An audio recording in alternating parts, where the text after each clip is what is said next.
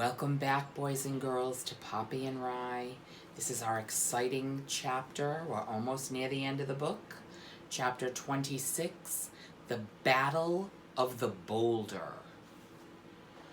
What had happened to Thistle and Curly Dock? When Thistle, under attack from the beaver, lost her grip on the raft, she let herself sink below the water's surface. A good swimmer, she had the sense to move fast and far away from the tumbled raft as well as the beaver. For as long as her lungs allowed her to, she swam underwater. Then she rose to the surface and cried out, "Curly Dock! Poppy!" There was no reply, and it was too dark to see anything.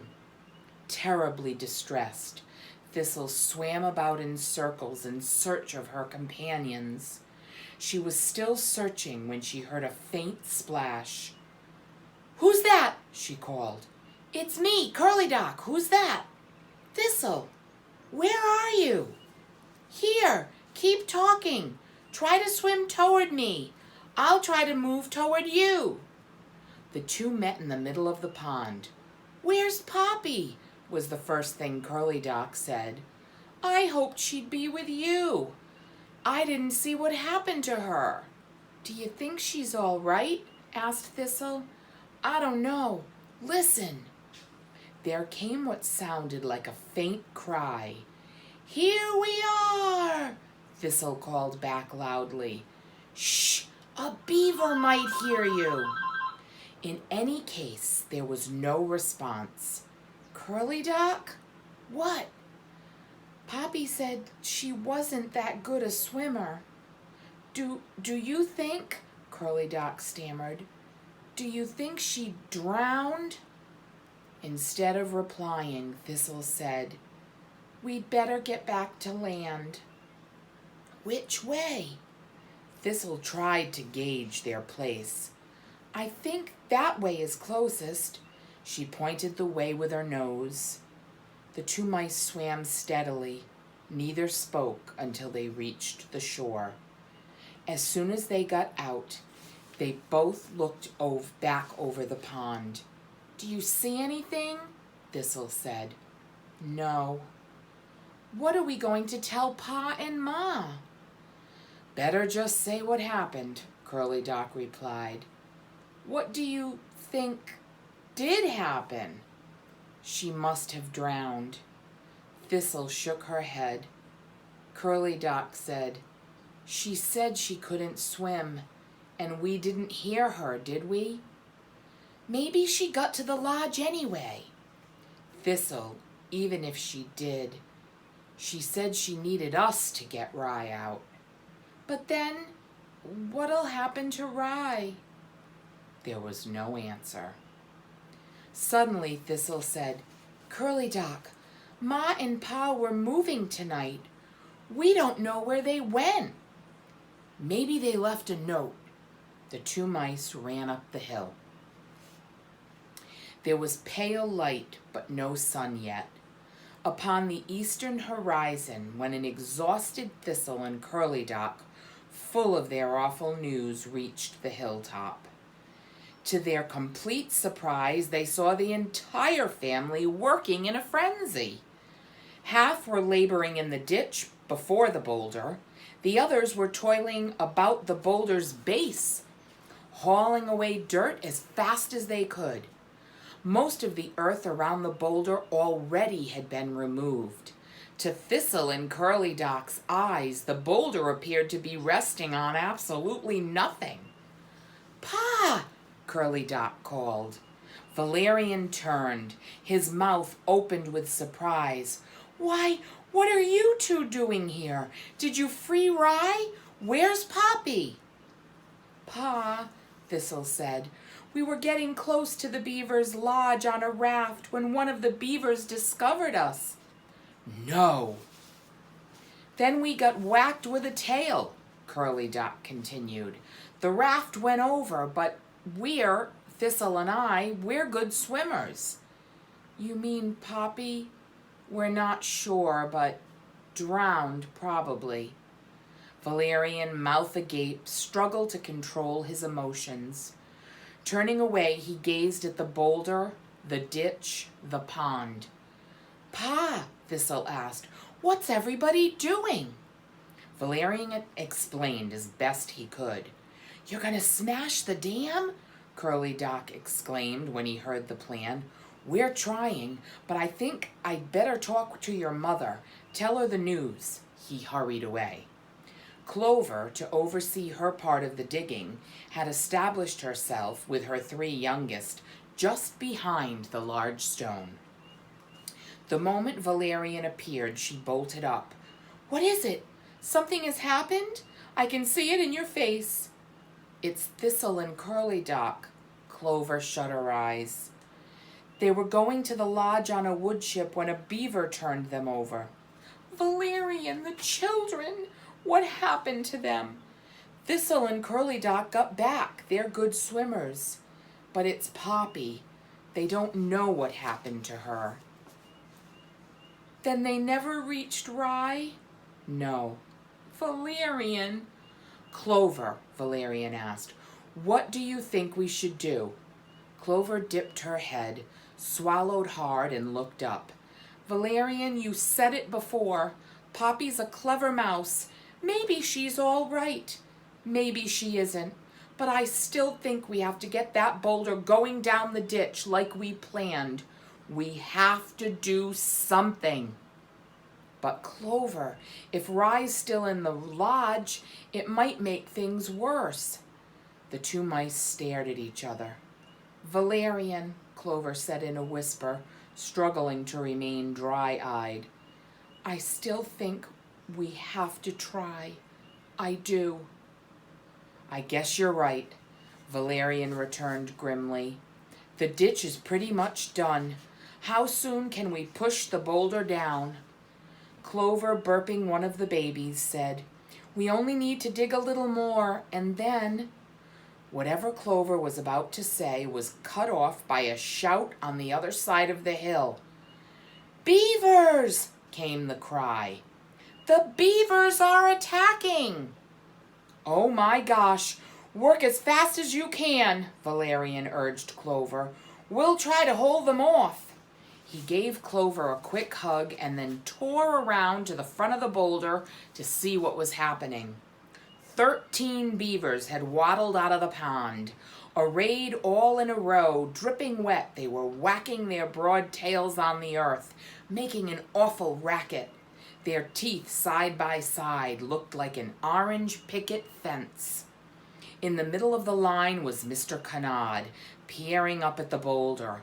Now that the mice's work had progressed so far, he was able to see what it was the mice were up to. "Great balls of fire," he raged. "They're going to topple that boulder. If it comes down, it'll hit the dam. It's unfair. It's wrong-headed. It's a matter of life or death." Up he reared. "For the honor of Canard's cute condos," he bawled. "We've got to draw the line somewhere. Give me a dam or give me death. Go whole hog. Go for broke. Fight tooth and tail. Charge!"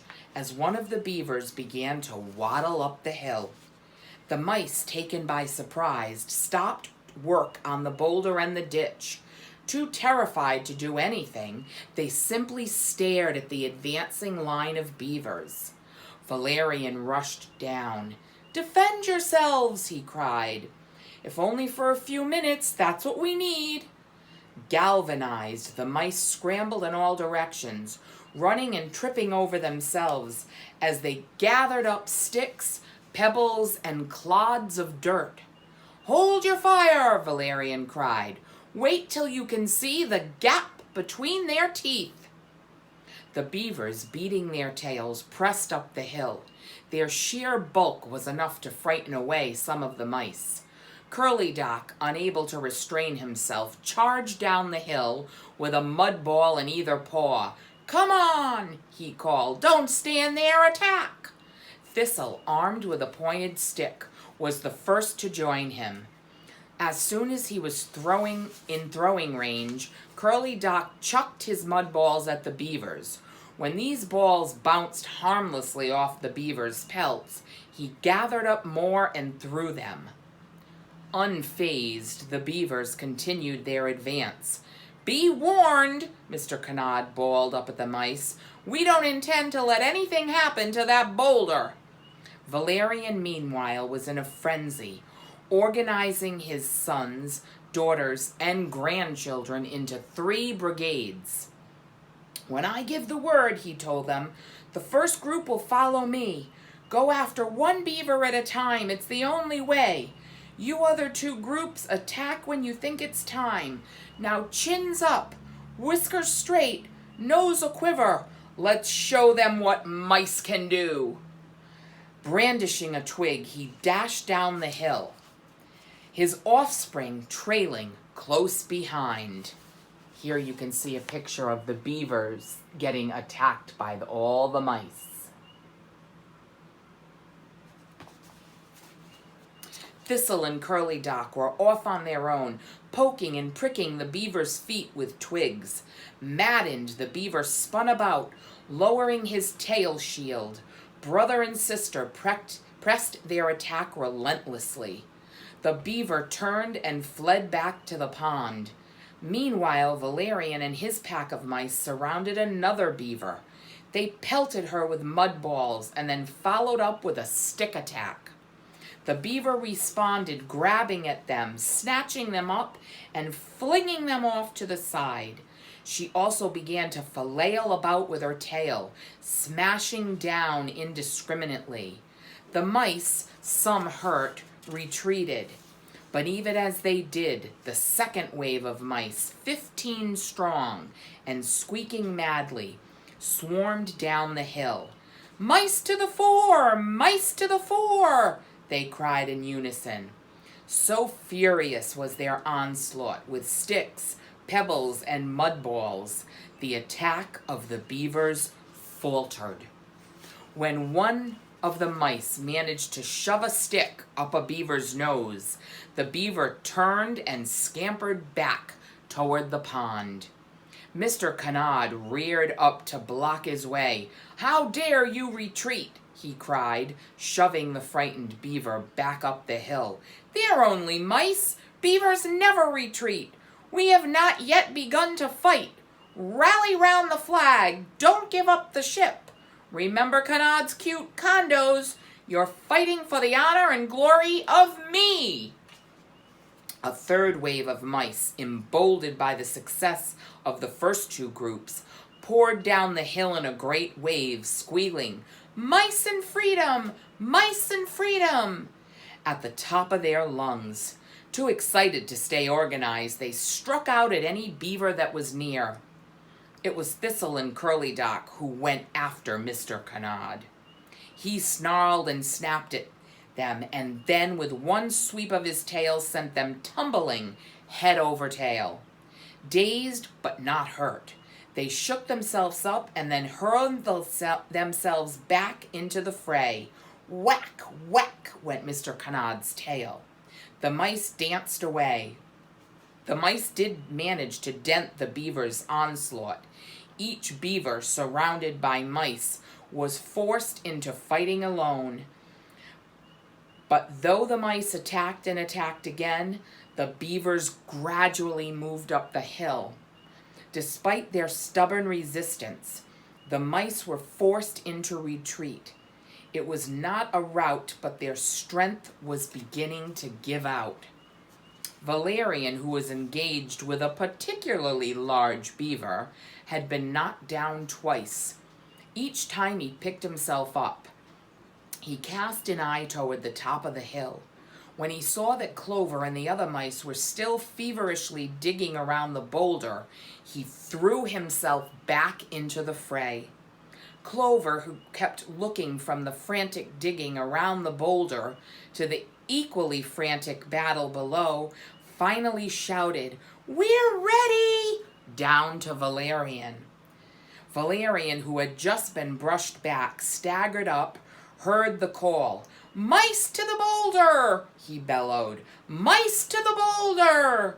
The mice began an orderly retreat, but the beavers, sensing success, pressed harder, gnashing their orange teeth and smacking their tails down indiscriminately.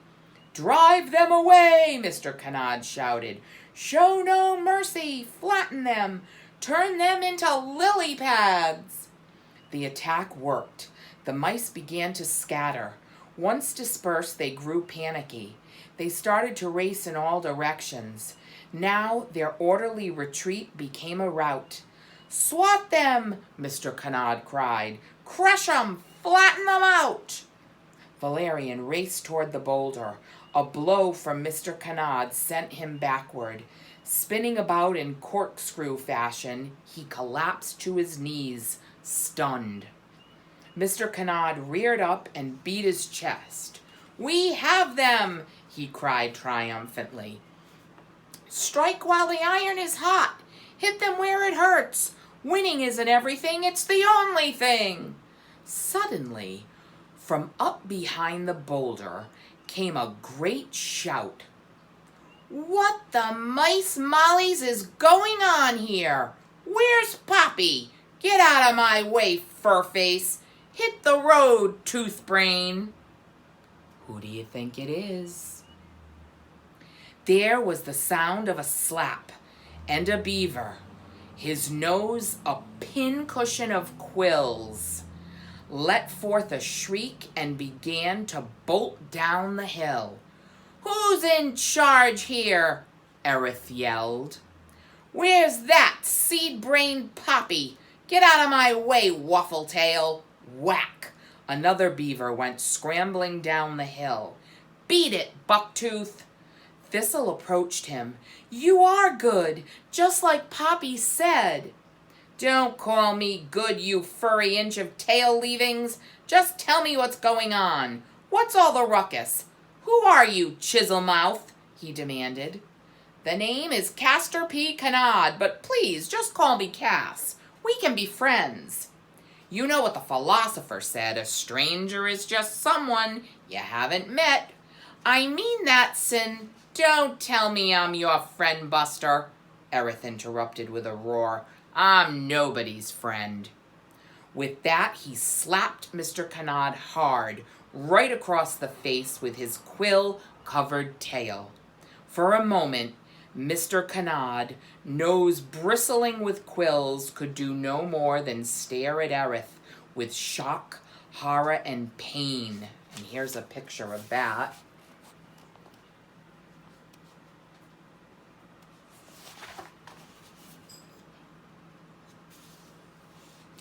Then he turned and fled down the hill toward the pond. Seeing their leader in a humiliating retreat, the rest of the beavers quickly lost heart and followed. "Tumble the boulder!" Valerian cried. "Hurry!" Regrouping, the mice raced up to the top of the hill. Some 40 of them, including Clover, dug their rear toes into the earth and placed their front paws against the boulder. "Push!" Clover cried. The boulder trembled. "Push!" she cried again. The boulder shook.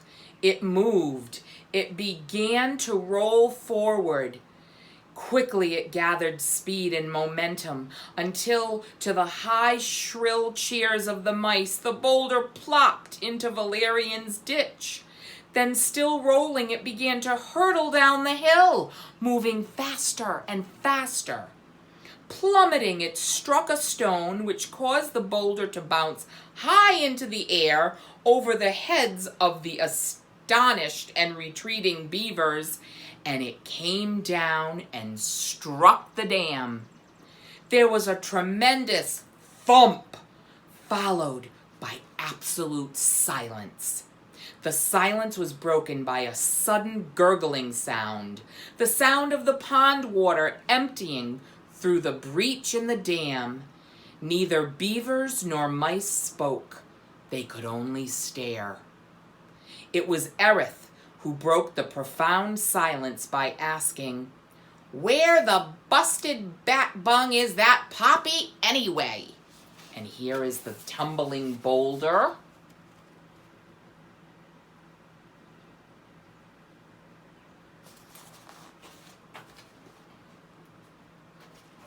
And that is the end of that exciting chapter.